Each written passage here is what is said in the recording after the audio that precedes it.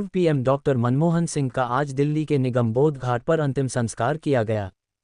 इससे पहले पूर्व पीएम के पार्थिव शरीर को दिल्ली स्थित कांग्रेस मुख्यालय में लाया गया। यहां पर पार्टी कार्यकर्ता और नेताओं ने उनके अंतिम दर्शन कर उन्हें श्रद्धांजलि दी। इसके बाद डॉक्टर मनमोहन सिंह के पार्थिव शरीर को निगमबोध घाट लाया गया, जहां उनका अंतिम संस्कार किया गया। इस अवसर पर राहुल गांधी पारिवारिक सदस्यों की तरह उनके साथ रहे और उन्हें कंधा दिया। इस दौरान राष्ट्रपति द्रौपदी मुर्मू, प्रधानमंत्री नरेंद्र मोदी, भूटान के राजा जिग्मे खेसर नामग्याल वांगचुक, उपराष्ट्रपति जगदीप धनखड़, विपक्ष के नेता राहुल गांधी, सोनिया गांधी, राजनाथ सिंह, गृह मंत्री अमित शाह, मल्लिकार्जुन खड़गे सहित कई नेताओं ने निगमबोध घाट पर पूर्व प्रधानमंत्री मनमोहन सिंह को पुष्पांजलि अर्पित की। पूर्व प्रधानमंत्री मनमोहन सिंह को पुष्पांजलि अर्पित करते समय द्रौपदी मुर्मू कुछ देर तक मौन खड़ी रहीं। कम से कम 2 मिनट तक प्रेसिडेंट ने सैल्यूट करके मनमोहन सिंह को आखिरी विदाई दी। राहुल गांधी ने मनमोहन सिंह की समाधि को नम आंखों से कंधा दिया। इधर पूर्व प्रधानमंत्री डॉक्टर मनमोहन सिंह के स्मारक के लिए जगह आवंटित को लेकर राजस्थान के पूर्व सीएम अशोक गहलोत ने कहा कि राजस्थान के भैरों सिंह शेखावत, जो उपराष्ट्रपति थे, वे भाजपा से थे। भाजपा मांग नहीं कर रही थी, फिर भी हमने अंतिम संस्कार किया, प्रतिमा बनाई, लोग उस फैसले की सराहना करते हैं। दुनिया में मनमोहन सिंह का एक अलग ही जलवा था। अगर मौजूदा सरकार खुद इसके लिए आगे आती तो विवाद नहीं होता। भाजपा ने विवाद खड़ा किया और कांग्रेस पर आरोप लगा रही है। साथ ही कांग्रेस ने दिवंगत पूर्व प्रधानमंत्री मनमोहन सिंह जी के लिए भारत रत्न की मांग की है। राइजिंग राजस्थान और सरकार की पहली वर्षगांठ के बाद भजनलाल सरकार ने सीएमओ में शनिवार को कैबिनेट और मंत्रिपरिषद की बैठक आयोजित की। राइजिंग राजस्थान और सरकार की पहली वर्षगांठ के बाद भजनलाल सरकार ने सीएमओ में शनिवार को कैबिनेट और मंत्रिपरिषद की बैठक आयोजित की। राइजिंग राजस्थान और सरकार की पहली वर्षगांठ के बाद भजनलाल सरकार ने सीएमओ में शनिवार को कैबिनेट और मंत्रिपरिषद की बैठक आयोजित की। इस बैठक में भजनलाल सरकार ने कई बड़े फैसले लिए हैं। कैबिनेट मीटिंग के बाद मंत्री सुमित गोदारा और मंत्री जोगाराम पटेल ने प्रेस कॉन्फ्रेंस कर फैसलों की जानकारी दी है। संबंधित खबरें। भजनलाल सरकार की कैबिनेट बैठक के कैबिनेट मंत्री जोगाराम पटेल और सुमित गोदारा ने प्रेस वार्ता करते हुए कहा कि बजट घोषणा की क्रियान्विति की है। हमने जनघोषणा पत्र के काम भी 50% से अधिक पूरे किए और राइजिंग राजस्थान कार्यक्रम सफल रहा है। बता दें, गहलोत राज में बनाए गए 9 नए जिलों को भजनलाल सरकार ने बड़ा निर्णय लेते हुए रद्द कर दिया है। ये नए जिले दूदू, केकड़ी, जोधपुर ग्रामीण, शाहपुरा, नीमका थाना, अनूपगढ़, गंगापुर सिटी, जयपुर ग्रामीण और सांचौर हैं। इसके बाद राजस्थान में कुल 41 जिले ही रहेंगे।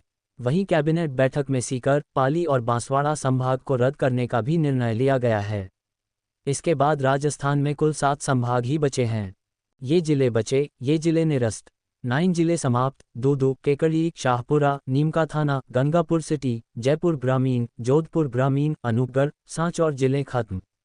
ये जिले रहेंगे दीग, बालोतरा, खैरथल, तिजारा, ब्यावर, कोटपुतली, बहरोड, डीडवाना, कुचामन, फलोदी और समलूबर।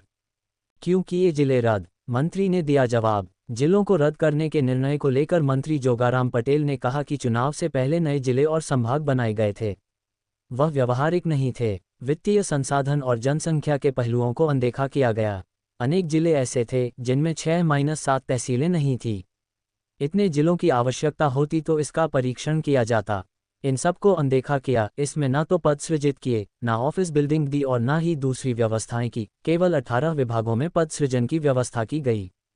मंत्री जोगाराम पटेल ने कहा कि ये जिले राजस्थान पर अनावश्यक भार डाल रहे हैं। रिव्यू के लिए बनी कमेटी ने पाया कि इन जिलों की उपयोगिता नहीं है। सीईटी की वैधता 3 साल की।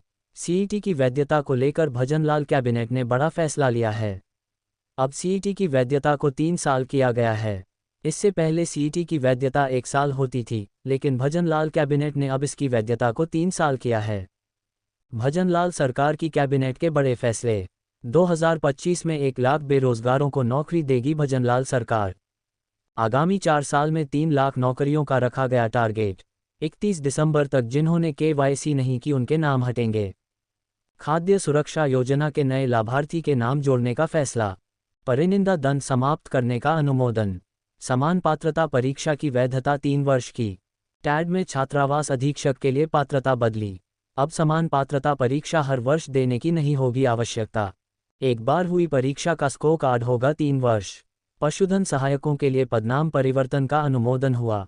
पशुधन सहायक को 3 पदोन्नति मिलेगी। पशुधन सहायक की पदनाम परिवर्तन पर लगी मुहर। 3 बार पदोन्नति का भी मिलेगा मौका। पीसीसी चीफ गोविंद सिंह डोटासरा की प्रेस कॉन्फ्रेंस। जिलों और संभागों को खत्म करने का काम किया है। सड़क से लेकर शासन तक अब सरकार को घेरा जाएगा। जो ऊपर से पर्ची आ रही है उसको पढ़ा जा रहा है। एक ही झटके में सभी खत्म कर दिए। एसपी कलेक्टर के दफ्तर बनकर तैयार हो गए। जनता का विरोधी निर्णय है। सीकर सांसद अमराराम ने भी साधा सरकार पर निशाना। आज राजस्थान की भाजपा सरकार ने सीकर संभाग को समाप्त किया है, नीमका थाना जिले को समाप्त किया है। भारतीय जनता पार्टी विकास तो नहीं कर सकती, नहीं किए हुए विकास का विनाश करने का काम करती है। निश्चित रूप से इसका खामियाजा भारतीय जनता पार्टी को भोगना पड़ेगा। और शेखावाटी के साथ जिस तरह का सौतेला व्यवहार किया है, किसी भी रूप में शेखावाटी की जनता इसको बर्दाश्त नहीं करेगी।